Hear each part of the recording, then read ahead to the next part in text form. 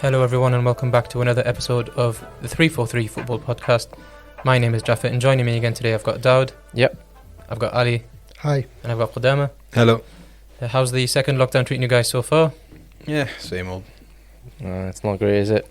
Are you guys... I don't know if you guys have heard, they're finally going to let some fans come back into the stadiums now. And I think it'll be after the lockdown, so not one more week left now. Yeah, so it's split into a tier system, isn't it? You've got, is it tier 1, 2 and 3? Yeah. Like that. Yeah, so that'll be interesting to see if we can even afford the tickets. Yeah. It's weird, isn't it? No singing allowed apparently. So No singing. no singing allowed. Singing. Masks, on during the game. So the Etihad and the Emirates will be the same. To be honest. No singing allowed. So you're basically saying I can't get pissed off at my team? I mean, I'm sure you can, but you might be facing a hefty fine. Is Ollie out really worth it? Imagine. Ali, would you attend matches in this kind of scenario, or would you not wait until everything's back to normality? Really, I can't. I'm high risk, so it doesn't apply to me. Well, the most boring, disciplined fans will only go. Imagine having your fans. They don't even sing. So, I mean, Sunderland be fine. Well, there's nothing to sing about over there anyway. Yeah. Well, the football has continued this week. We're back to club action, and Newcastle and Chelsea was the game that kicked us off on Saturday lunchtime. It was a routine win for Chelsea, to be honest, and as a Newcastle fan watching it, I wasn't surprised by anything that I saw. You've still got Steve Bruce talking about he's now saying that the fans always grumble, so he's kind of pushing back on the criticism he gets. And for me, so in the 90 minutes, Chelsea dominated it. Don't want to get too much into the nitty-gritty of the football. All I will say is it's just excruciating to watch your team not be able to execute anything in attack and not be able to stop the defence, because if you set up in a defensive lineup, at least you want your team to actually show competent defending. But the problem with Steve Bruce's Newcastle is the opposition will just walk through it and have chance after chance. I mean, I'm getting a bit fed up with it. I don't know. I mean, it's probably good signs for Chelsea that they've fixed up their defence. And tonight, I think they've qualified to the Champions League knockout round, if I'm not mistaken in saying. They've just beat Rennes, yeah. Yeah, so a good 2-1 win there. It was a lucky win. Rennes played a lot better, though. Yeah, so, I mean, obviously, when you talk about Champions League standard, they're going to have a tougher time. But against Newcastle, it was pretty much a walk at St James's Park, you would say. Yeah, definitely. It's funny that we were just talking about fans being allowed back into the stadium, because had there been fans for the majority of the home games this season, if not all of them, Bruce would be facing boos that we've never seen the like before at St James's. Results are one thing, but I've actually, I guess I'm relatively young as a supporter. I've only really followed Newcastle like Ashley has, but without a shadow of a doubt, this is up there with the worst football I've ever seen at St James's. Oh yeah, when you talk about the standard of football, there's no question about it. We've been worse as a side. We've obviously been relegated, and to be honest, can I present this argument across? Mm-hmm. Steve Bruce could relegate Newcastle this year, right? I'm actually being serious. I know we've got decent results so far, but it's a feasible outcome of a season. There's a possibility of anything really this year. 7-2 Aston Villa, so anything can happen. Yeah, but I mean, if you had to put it on the bookies, Newcastle are probably one of the favourites to go down, and it's just standard Bruce ball, isn't it? I know a lot of non-Newcastle supporters say, well, actually, your results speak for themselves, but when you see Newcastle play the way that they do, and it's just so boring, it's just so uninspiring. Not only that, but it's also, I mean, did you guys see the Tammy Abraham goal, how Werner just kind of waltzed through in a direct line, doesn't do any fancy shimmies or any clever tricks, and Fernandes couldn't stop him, Cher couldn't stop him.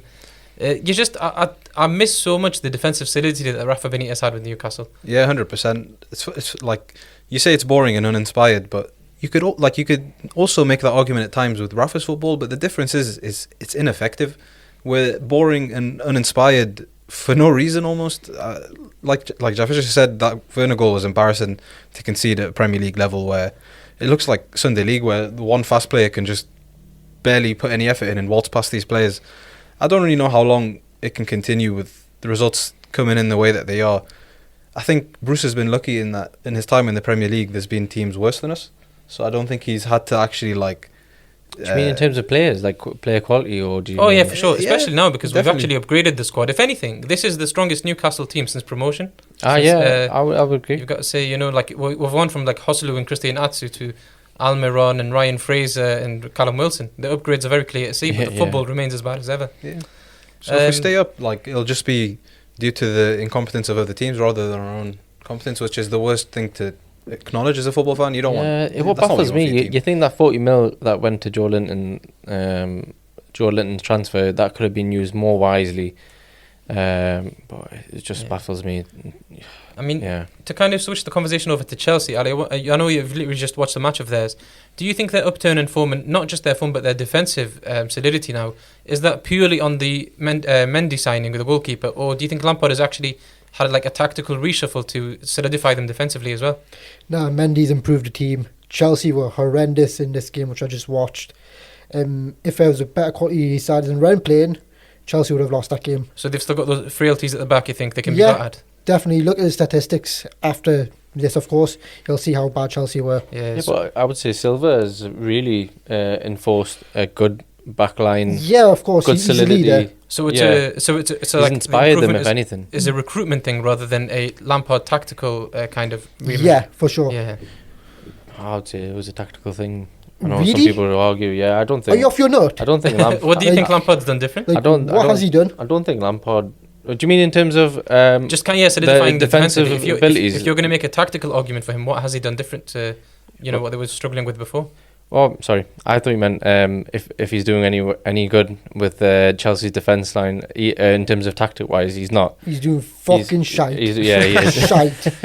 Don't know what you're on about. Ali on the fence is always there.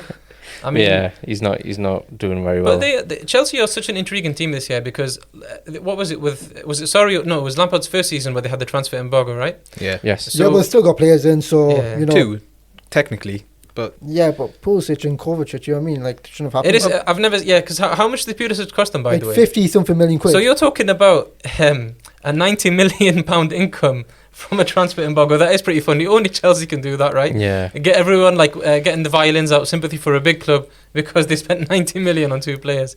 And to be honest, though, I'm sure for Chelsea fans, though, seeing Mason Mount, Callum Hudson-Odoi, and Reece James, academy graduates coming in and being big role players in the first team, and Tammy Abraham. Yeah. Like, that must be so much better than the 90 million that you're talking about with the two players, getting your youth academy to kind of show up for the team.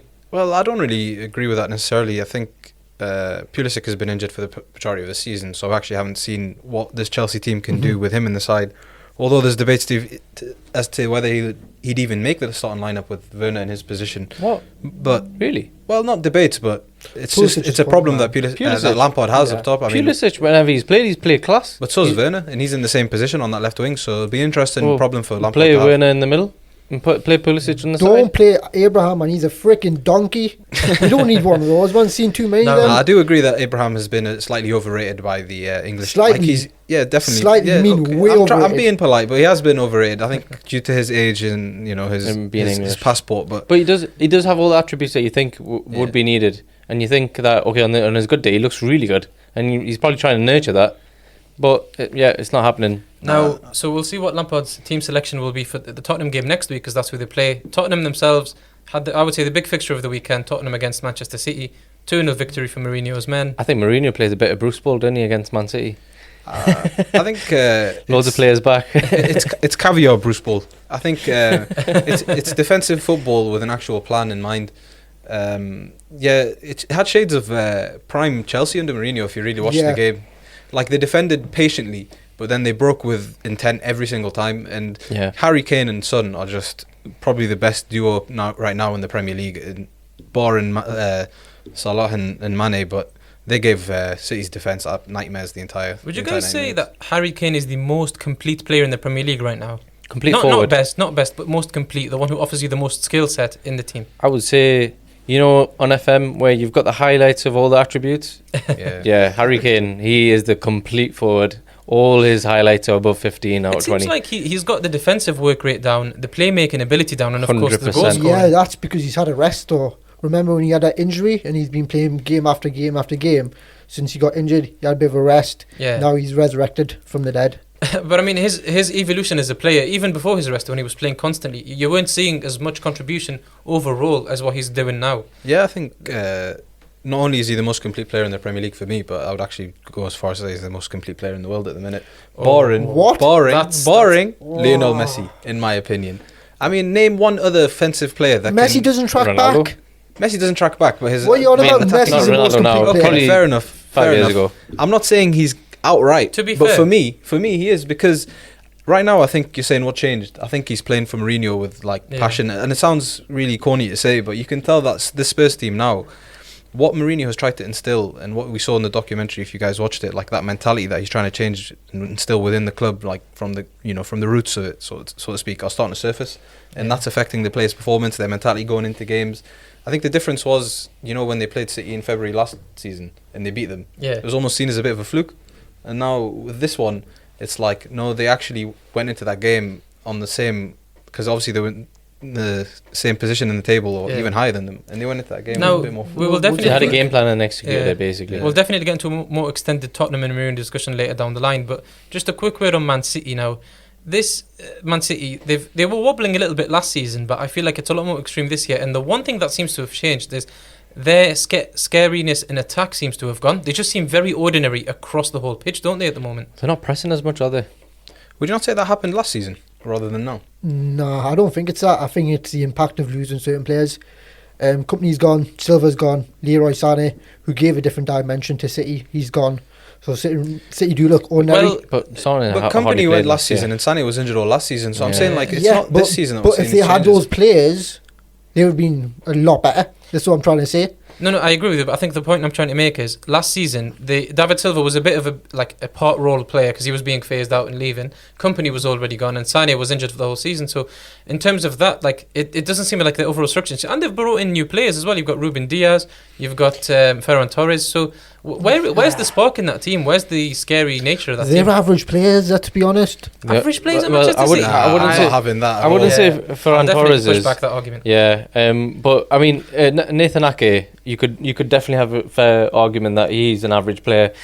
Yeah, of course he is. But he was probably touted to be, one of the best ball playing centre backs that you could get at the time in terms of how young he is and everything. But he hasn't lived up to it, as has John Stones not lived up to it. Laporte is obviously getting injured a lot. Fernandinho, the main spine is injured a lot. No, you can't say that. Laporte made that error, which led to the first goal. But generally, overall, though, Yeah, he's been their most solid, very solid. Shadow of doubt. It's the $1 million question at the minute now. I think everyone's asking like why are City playing way below their level, and it's not really an obvious reason as to why. Is it like people saying, are they tired of Pep, are they tired of the tactics, or is it just the personnel that aren't good enough? Like, But my 2 cents, to be honest, is that they've lost a lot in attack. So I'll take back on board what you said about Sané gone, David Silva.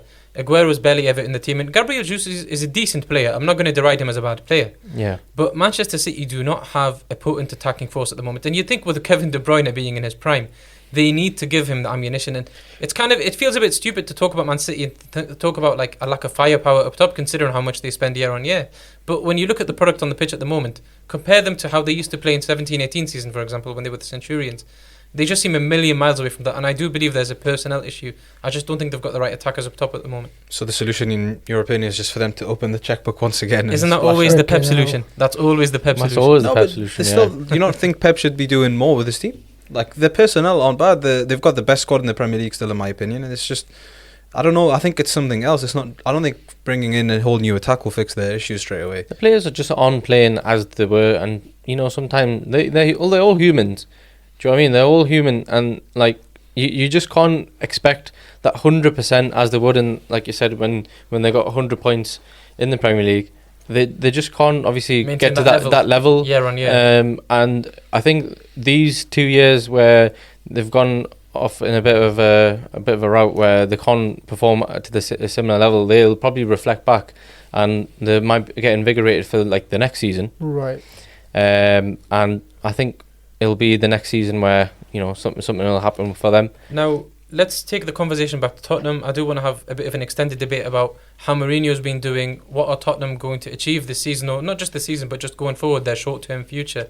Now, looking at the league table at the moment, they are top. Of course, it's just by goal difference, but they've conceded the fewest goals in the league. I think they're the only team with just single digits in goals conceded.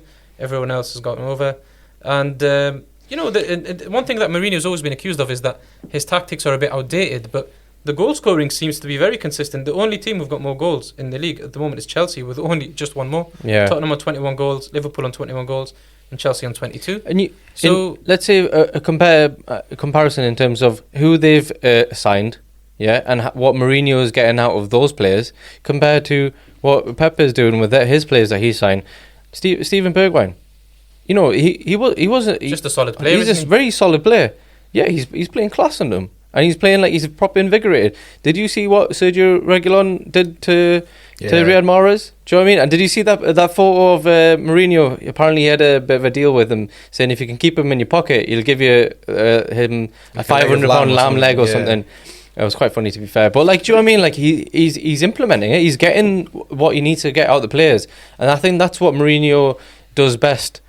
But I think what some people say is some of his tactics are outdated. I think they are outdated with these types of players, with players nowadays with social media and everything. It's very different from when he initially started and what players had in terms of their aims in life or aims in career. Right, if you're talking about outdated tactics, so how was he outdated when he destroyed Manchester United 6-1 at Old Trafford? You tell me that. No, I think go on, probably explain not that. tactics. I'd say man management in terms What about of, in the terms past, when the best out of the Chelsea players? were dominating Arsenal 6-0, 6-3 Everton? You tell me, were those outdated when he brought Porto to the Champions League? A few good matches, fair enough. But what about Nah, it's not a few good matches. Teams? Nah, I think there was questions rightly asked of Mourinho's tactics, to be honest, at the time. But the reports of his demise have been greatly exaggerated. Like, nobody saw how good of a job he did at United, and he it pains me to say until he left. Yeah, he's alright. But now I want to ask you, as a United fan, what do you think is the difference behind the scenes with the culture that surrounded Mourinho at United and compared to what he's managed to bring to Spurs? Do you think that's had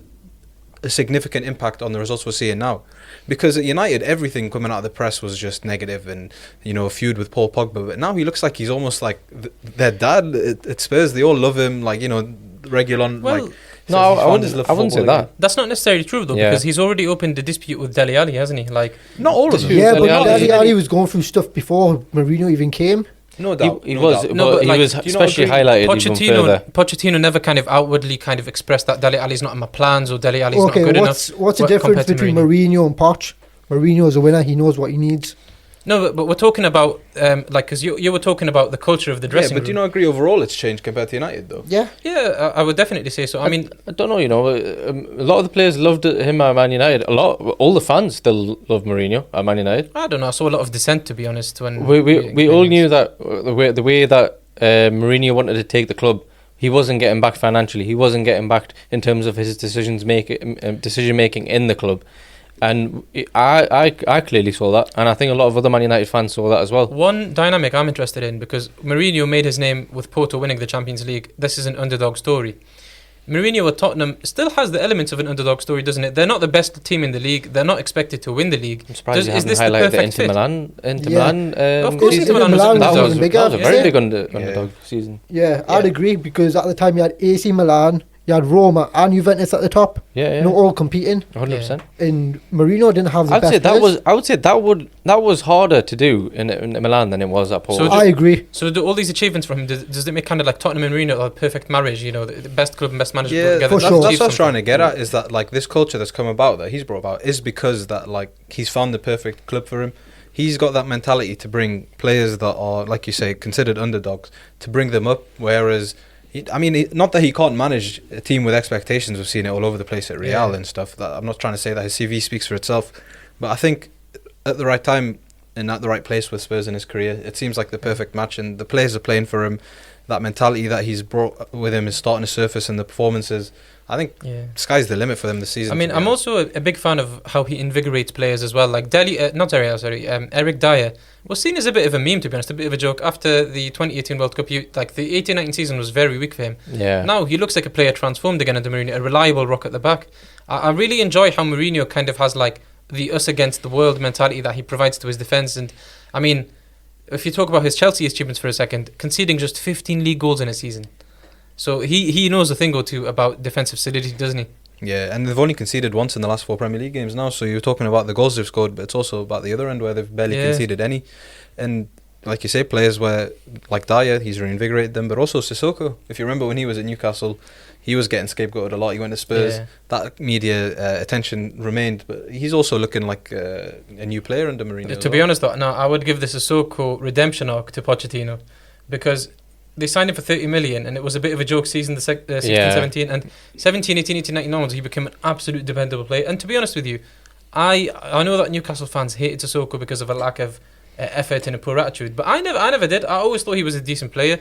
And well, you know, Daniel when you go Levy, to a bigger club, sometimes you can elevate your game and try even harder. Yeah, even Daniel Levy saw something in him. And I remember watching the Amazon Prime documentary, and he was saying specifically Sissoko is a great player, and he just needs that push in the right direction, and you can just see him flourish. Yeah. And Ndombele as well, though. I mean, Mourinho just like, that's what I'm saying, like this group of lads that are at Spurs seem to be the perfect match for Mourinho. It's almost like a match made in heaven. I mean, you guys are forgetting Bale didn't even come on. Yeah. How mad is that? Do you know what I mean? Do you reckon he'll get the best out of Bale? Do you reckon it's too late for Bale to reach the heights that he had? I mean, he probably won't reach where he was at Real, but how good do you reckon he could be for Spurs? He's still, you can't get rid of quality like that. Tricks. Bale's maybe he's lost a tad of pace, not too much, but he can still do well at Spurs. But I think he's still as athletic as anybody else at the moment. I don't. Just really unfit. I just don't think Bale will ever reach the same qualities he had like 4 or 5 years ago. Though, like he's still going to be a key contributor to the team, but he won't be the star man. You've got Son and you've got Kane, and I think when Bale comes, people are starting to think of a Son, Kane, Bale trio. But I don't think Bale can play a spot to become a trio. Like, do you know what I mean? Yeah, I think Mourinho needs to manage Bale the right way. Yeah. And that's how he's going to get the best out of Bale. I agree, yeah. There's sometimes players reach a phase of their career where you have to manage them carefully, and I believe Bale is that. Mm-hmm. He's not the guy that you can kind of say, oh, we're 1-0 down in the 65th minute. I want you to be the guy that grabs the game by the scruff of the neck. He used to do that literally, win games single-handedly. In his last season at Tottenham, how many times did it feel like you turned match of the day on Saturday night and it was Bale picking up the ball from his own half, scoring, dribble, long shot. That I think that Bale is gone, to be honest with you. And it's not a criticism of the guy. I just think as time goes, you can't really retain the same standards all the way through. But to flip the argument on its head in a way, how reliant do you reckon Spurs are on Kane and Son? Do you reckon injury to even one of them so derails much. them from being potential underdog title winners to even struggling to qualify? Look at the stats. Look at the stats. Just last year, they had 6 games without them, with both of them, and they lost all and drew in a few. And then as soon as both of them came back and they became fit, then they had a really good winning streak at the end, and then pipped the 5th spot and got Europa. Yeah, I mean, I'll be honest, I don't think they're going to challenge for the title even with Bale and Kane and Son staying fit the whole way through. Yes, they're on an upturn in form. They're always like an underdog, aren't but they could have like a rough patch in the next few games, and you're talking about them all of a sudden, will they even make Champions League? That's the nature of the league, isn't it? Yeah, it's the nature of Tottenham, to be fair. They need to show up a little bit more consistency across this winter. If they go through this winter period still within like 3 or 4 points of the top, then I can change my mind a little bit. But for right now, I think that it's a bit too early to kind of call them title contenders, wouldn't you say? Yeah, because Man City are going through a tumultuous time, and you could see them actually putting some effort into turning it around. Whereas with Tottenham, you just see a bad patch. Is that it for them? Is that their season pretty much defined? Oh yeah, they'll get a few more wins and they just solidify around about where they are, a place or two above or a place or two below. Whereas Man City could literally turn things around and go through on a marching streak with wins. See, I disagree. I think the league's in a similar position to where it was when Leicester won, where the bar to win the Premier League is set lower now. Teams like City and Liverpool don't look as strong. Teams don't fear them as much, and they'll drop more points. And I think Mourinho being there, they might be able to capitalise. So I don't think it's out of the realm of possibility for them. The Liverpool result over the weekend taught me that even though they have a lot of injury problems, how they can easily dispatch Leicester like that, I still think you're talking about Liverpool as being the overwhelming favourite. Oh yeah, for the no league. doubt. Would you say Yeah, that? but do you not think Leicester just played bad? It wasn't just about Liverpool playing good. Yeah, you know what is Leicester do? Leicester looked terrible. Yeah. Like shit. Like Well, you watched the game. What did you think of it overall? Overall, Liverpool dominant. That's because Leicester weren't good. For some reason, Rodgers comes back to Anfield, gets PTSD, and forgets football. That's the truth. You reckon? I don't give that credit to Liverpool. Yeah, they won 3-0. Yeah, it was dominant. They could have had more goals. But I just don't think Leicester But were my good. point is that Liverpool, like, I feel like because of the Van Dijk injury and, the other injuries as well now, key injury to Joe Gomez, and of course the 7-2, they've built a picture of not necessarily a team in crisis, but a team that won't be able to replicate the high standards they've been setting over the last couple of years. But I still think with Klopp's management, that guy is a brilliant manager. I mean, obviously people eulogise about him every week. I don't need to go too much into it. So when you talk about the nature of the league being a bit like when Leicester won it, I do disagree a bit. I still think Liverpool are much stronger, even within their current injury situation, than any team was in that 15-16 season. That's just my kind of outlook on it. Oh yeah, I wasn't trying to make it out like that.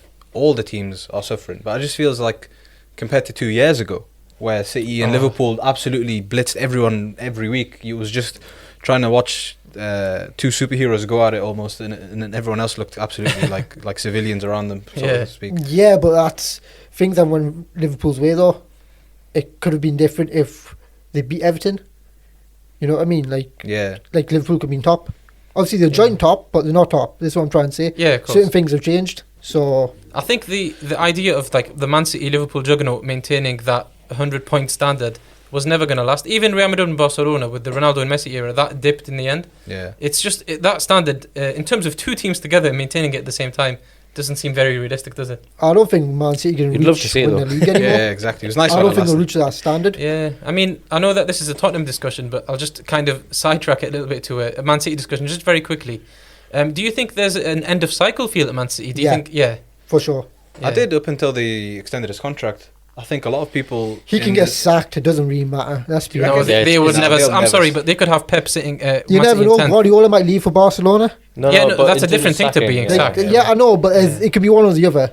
You know. Do you mean like they'll nicely tell him you should probably Yeah, go? they'll do what Arsenal went Make did. it What amicable. happened with I still Arsenal think and that- Arsenal. I think that even now in their poor form, I still think the Man City board are looking. Oh my God, how lucky are we that we have Pep Guardiola For another 2 years. They will never sack him. I don't think. Yeah. I don't know, Unless I he goes to agree. get relegated, which is never going to happen. I you agree. know? No, but even relegated. But like it's Man City. How much are we playing our players? How much are we spending every year? Yet we're coming fourth. Do you know what I You mean? know what The it is? I guy's a think- baldy Eddie Howe. That's all he is. A baldy head. That's all he is. No, I agree with you there, Jeff.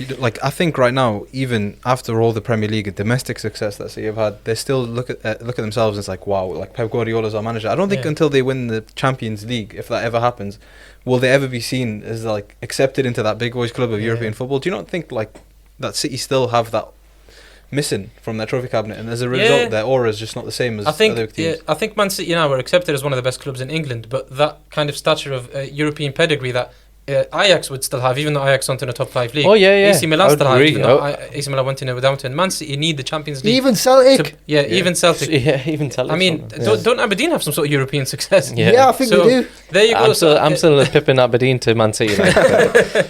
So for me, it's like, but you're right. Man City need the Champions League. So is this their? I mean, I don't want to say is this their year for the league because it doesn't seem that way. But do you think they can kind of use the kind of hurt that they're getting from the league to do something in the Champions League? Maybe. Well, they had the perfect chance last year, Yeah. and he flopped it by playing the way his tactics against Lyon. Yeah. And oh my God, that was a disaster show. And that was his game to take. That was his game to power through the Champions League. And I think that was his only chance, to be I disagree. completely honest with you. I think no one was stopping Bayern last year. City you could have made it to the final, all well and good. Who could have stopped on Liverpool paper? 18-19 could have stopped them, but I think last season no one was on par with Bayern. Yeah, but doesn't Diego Simeone have this weird record? Well, bar obviously when he lost against. Even still, I'm not having it. No, it's he against never Bayern. lost against any team I don't know in the if- Champions League unless they had Ronaldo in it.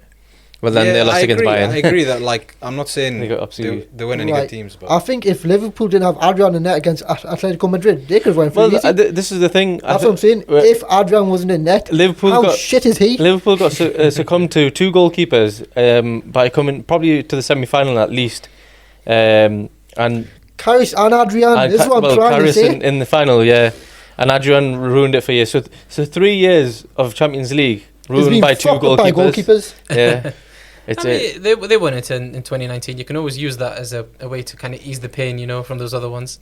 Now, in terms more Champions Leagues, man. So we've just talked about Man City's trophy prospect, but going back to Tottenham and Mourinho, what are their trophy prospects? Is the Europa League a realistic aim to get a trophy, or one of the domestic cups? They are in the quarters of the League Cup, and of course the FA Cup is still to come. Is this the year that they finally win a trophy? to start and then No, after you could on thank you. No, you're saying like what is the target? I think anything major, literally anything. I don't think the Europa League is even the priority. I think FA Cup, Europa League, League Cup, except for the League Cup, and obviously the Premier League, but just anything. Any cup, man. I So think if Mourinho anybody's might go for here listening, just send a cup with Tottenham are the best team in North London, and just send it to Mourinho, and they'll just put it in the empty cabinet, won't they? Exactly. Yeah. No, Tottenham might go for Europa League. Mourinho's went for it before Manchester United, the easiest route. Yeah, It is the easiest route. It is though. Come on, the Europa like, League is a complicated one though, because when the way that Europa League looks when the group stages drawn the Europa League compared to when the Champions League teams drop down into it is a completely different prospect. Like Arsenal, when they first became a Europa League team, were kind of going along nicely, thinking, okay, we've got no threat. Atletico Madrid comes into it from the Champions League drop downs and easily dominate them. Sevilla might not be in this season because they might have just qualified. Well, they won't be. Yeah, they've confirmed their qualification from Chelsea's Real group as Madrid well. might be though. We'll have to find out. Ooh, yes. Tomorrow they've That's got tasty, that. Casemiro injured. No, not Casemiro. Sorry, Valverde, Benzema, and who else was it? Varane or Ramos. So one of them missing, but it's a possibility. Like that would be something to see. I'm going to 2020 predict, would definitely be the weirdest year. but I am going to predict that Tottenham will win the League Cup. I don't want them to because Newcastle are still in it, but I think that this will be their best and first chance to win a trophy. You're already talking about the quarterfinals, so they can kind of map it out.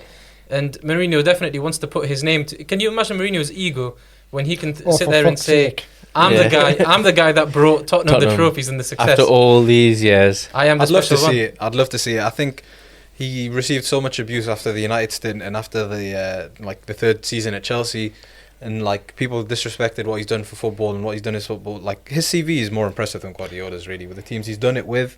Maybe not the same amount of trophies, And then, but yeah, probably the same amount of money spent. Despite He's that, Chelsea's you got greatest manager. Yeah. What else can you say? You know what I also like about how Mourinho kind of stays at the top of the game is that now, I mentioned it before when you talk about the game leaving him behind, even though he's doing really well now, he hasn't adjusted Tottenham's style to like a frantic pressing style of this, the type that you see from a Klopp team or a Pep team.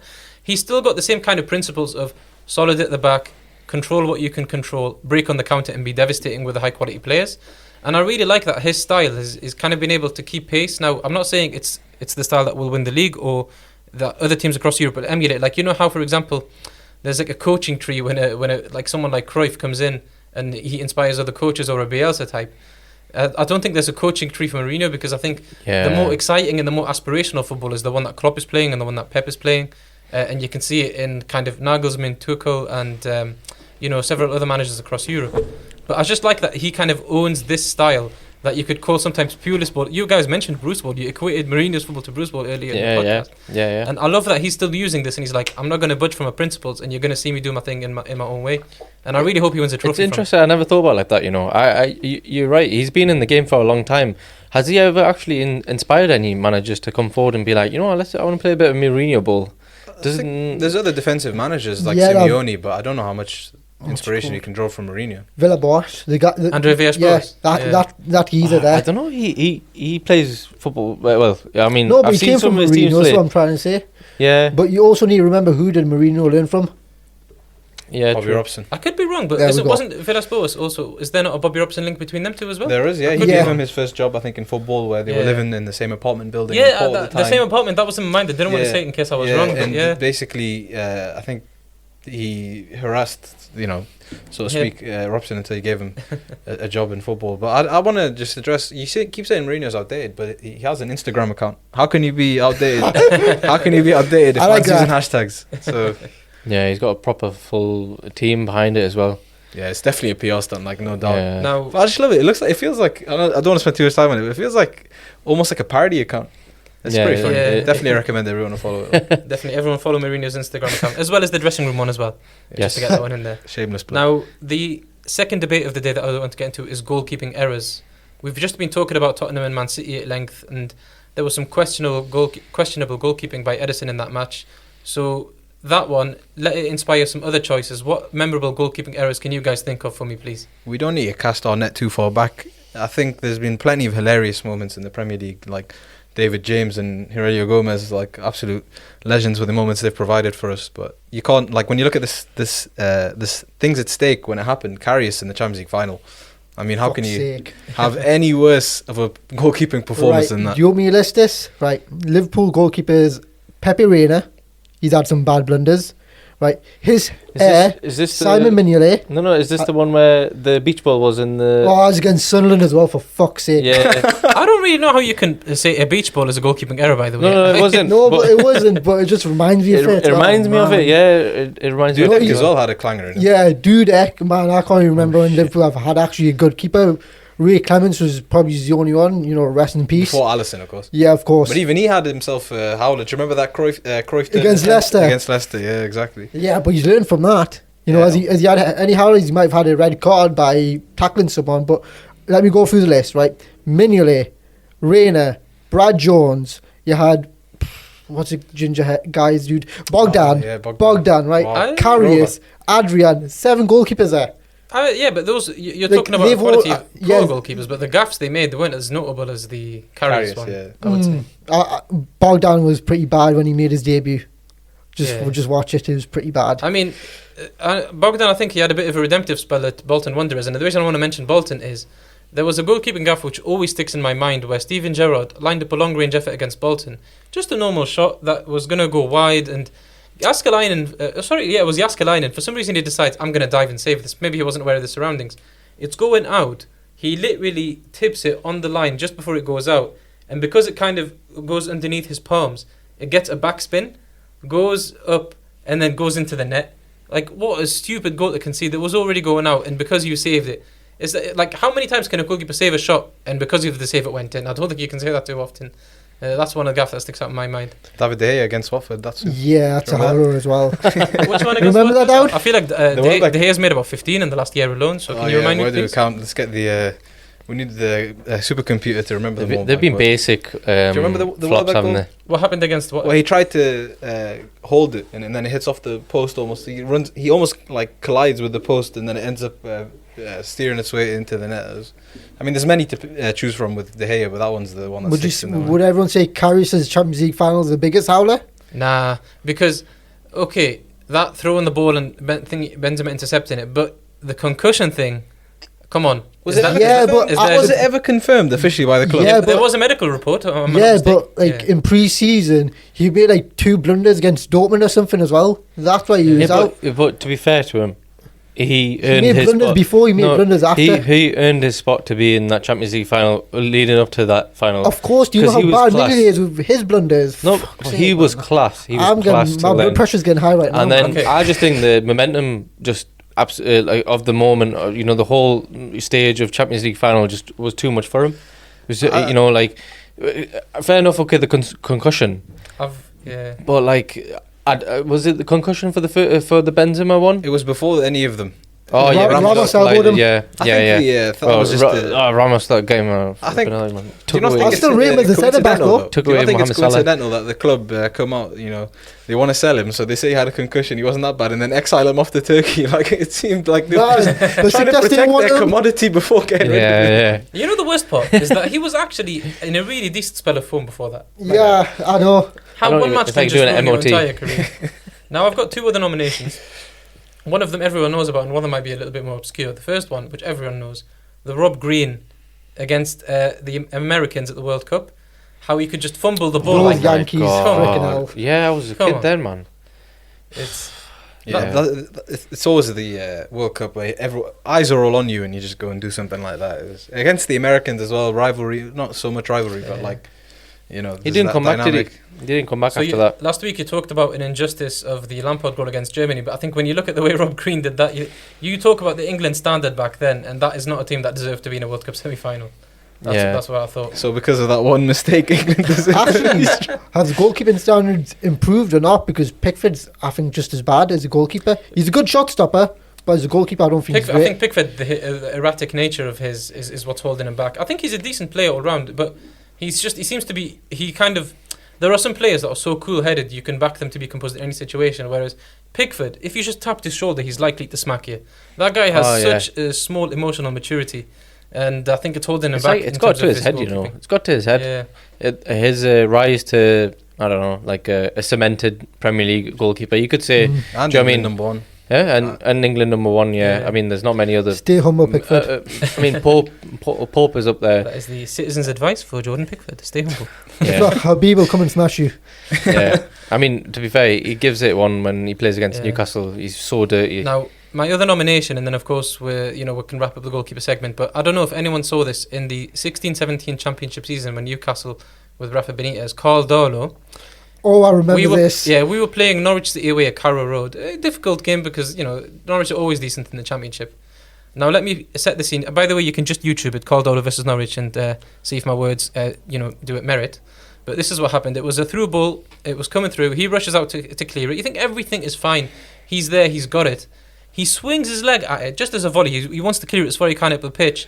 He slices it. The ball rolls backwards. He's in no man's land. And Cameron Jerome is literally celebrating on the line because he has an easy tap in. Easy tap in. There's one worse than that. Bern Leno, when he was at Leverkusen, he kicked the ball, missed it, went into the net. Yeah, That's the worst in history. But was there a bubble on the pitch that made the ball go over his foot? No, Oh, okay. Then he just missed the ball. It was like a slow pass back. You just completely missed it. yeah, YouTube the Burn Leno mistake because I think I'm going to actually after the podcast. I haven't seen it. Oh, it's It was a great horrendous. assist from Dolo, though. I remember that, actually. Now- Great assist from Darlow. Yeah, I mean, it was almost... To be fair, what else could you do as a team? Do you know what I mean? You watch your goalkeeper just give away a goal like that, you just get so demoralised. It's such a hard position though, the goalkeeper, innit? I mean, you make one mistake as a forward where you miss a 2-yard sitter. No one really cares. No, I get it. Like, if you get Every I goalkeeper think makes that. Fernando as well. Torres Yeah. gets a lot of flack for missing an open goal against No. De Gea. No, but like, as a Against mistake it, yeah, as a remember that? goalkeeper, could genuinely like ruin your career, man. After Like, that, look at Karius, they he shipped did him off. help Chelsea get to a Champions League final. So Yeah. Shut up. The famous Gary Neville orgasm. And do you know what? Like, do you know what else happened? I'm not going to attempt to replicate it. No, please nobody replicate the Gary Neville orgasm. No, but I'm saying, need- please do not do that. It needs to be safe for work. Listen, thank you. very Stay much. safe. Stay away. Control the I'm virus. saying, like, similar to what happened to Karius, where he makes that massive mistake, they ship him off. Do you remember Roberto at West Ham? Where he made those Oh. clangers, and then they shipped him off again. Like, Yeah. it's just, sorry, you're done out here. I can just imagine them like preparing a plane, getting the ticket. Like, you're out here, sunshine. Like that's it. It's like you're not getting Honestly. back on the team bus after the end of the game. It's just straight to the airport. Like, No. we'll ship your clothes out. Don't worry. We've been discussing the howlers on the pitch. How about a very strange howler off the pitch? Because today, FC Bruges striker Dennis said that he will miss the game against Borussia Dortmund because he didn't choose his favourite seat on the bus. Now, I'm thinking that he was already probably in a bad mood because his mum forgot to pack his Rugrats lunchbox. Because that is some next level immaturity. To miss a Champions League game because you don't get to sit on your favourite bus seat. Is that one of the more bizarre football stories you've heard in recent times? Well, does it really matter? They're losing Dortmund 3-0. So Well, maybe I it mean, does that matter. could have made a big Maybe it difference. does matter. But let alone that, like, what's that seat? Is it his comfort seat That's or what I'm like saying. a I meditation need to know more seat? of the details. Before I need to know I what's can in feel this his seat, pain. man. You know, like I rate it. Like everyone's got a favorite position in, like favorite spot on the couch in the house Yeah, when they're but watching. Imagine your employee, like if you're an employer and your employee says, "No, mate, I don't want to sit on that side of the office. I want to sit on this side of the office," and you're like, "No, I need you on that office because we've got a computer. Do you know what I mean? I need you to actually work there." And he's like, "No." And he misses the game, so he misses your day of work, and you still pay him. Do you know what I mean? Yeah. I want to see the what happens to him. It reminds me of when Yaya Toure threw a strop because he didn't get a cake on his birthday. oh, damn. Yeah, I That's reckon. crazy. That. I reckon there was forgot about something that. like Yeah, Toure had a there was good- something more to it. Like say, like he was just looking for any excuse to get out of the bus. I don't know if he got like some sort of text from the missus, like you know, he's like, "Oh, it's my seat is taken. Nah, I can't have this. I'm out." He's got the Uber ready already. Like he gets out. it's like Homer Simpson's dad. He comes in. And Oh, comes you know, out, it's doesn't maybe he was so I just scared of really, facing uh, Haaland. He was so scared of facing Haaland. He was like, "Oh yeah, my seat's taken. I can't play." I just really hope one of the players put a really small violin on his seat in the team WhatsApp. No, but like if you were his teammate, would you not give him shit for like the rest of the season at least? Every You time would- I see him, You would always be known for that. You know what I mean? Like like next time I see him in the cafeteria, saved you a seat, mate. I'll be sitting on the seat. Do you know what I mean? All right, mate. Yeah. Oh god. Oh man, yeah, it's proper. You know, like I hope he school references kid, it. Yeah. school kid He type needs of. to reference it as his next celebration. Do you remember like when Eto was accused of being too old and then he like Oh, took the yes. piss? Players I using the I think was it when Rooney got knocked out by Phil Bardsley in the boxing, Oh yeah. and then he Oh, did this yeah. box. I love that when the players the turn celebration. when players Maybe- turn a controversy into a light-hearted pitch celebration. Beautiful. Maybe we should be talking about that next week. Maybe What? goal celebrations. Oh, definitely. We Goal could- best celebration. goal celebration. Yeah, or the worst. Yeah, Yeah. That definitely could fill up some time. I mean, Dennis, That's a I good- hope that's a that good idea, he you can know. join us next week and talk about that since he won't be attending. Yeah, we'll save him a seat. Fortunately, we don't have another city, so you can just stay standing up. You won't have any problems. Turn up. You might need yourself isolated. We need to do the risk assessment, don't we, of the workplace? That was the quickest invitation decline of all time. But yeah, I mean, it's just a funny story. This is what I love about football. Sometimes when you think you've seen it all, you get a story like that. It has a bit of a Hollywood element. Yeah, and so I thought they would at least change the buses every time they would, go to a different place. Or do they have like their own? Are Bruges a big enough club to have their own version of? The team bus would stay the same. Yeah, of course. By the way, Bruges are in the Champions League. You can't question if they're Bruges scraping the pennies together. Can we really afford the Champions League run, lads? Come on, Tal. Can't wait for the sequel to In Bruges 2. You know, the revenge against the bussy. No, but thanks a lot, lads. That was a really fun discussion, and let's wrap things up with the promotions. Dowd, where can they listen to the podcast? So you can listen to the podcast on Apple Podcasts, Google Podcasts, Spotify, Stitcher, and more. I've distributed it out to more hosting sites. And where else can they follow us on social media as well? So you've got the Dressing Room 9 on Instagram. You've got TD Room 9, and you've obviously got our YouTube channel, The Dressing Room. I have released episode 1 of The Dressing Room, and would love to get more of your feedback of what you guys like. And the easiest way to get in touch with us is thedressingroom9@gmail.com, whilst also the comment section of YouTube as well, and we'll hopefully be uploading more stuff soon. So yeah. Brilliant, lads. We'll see you guys next time. Thank you. Take care. Adios. Right.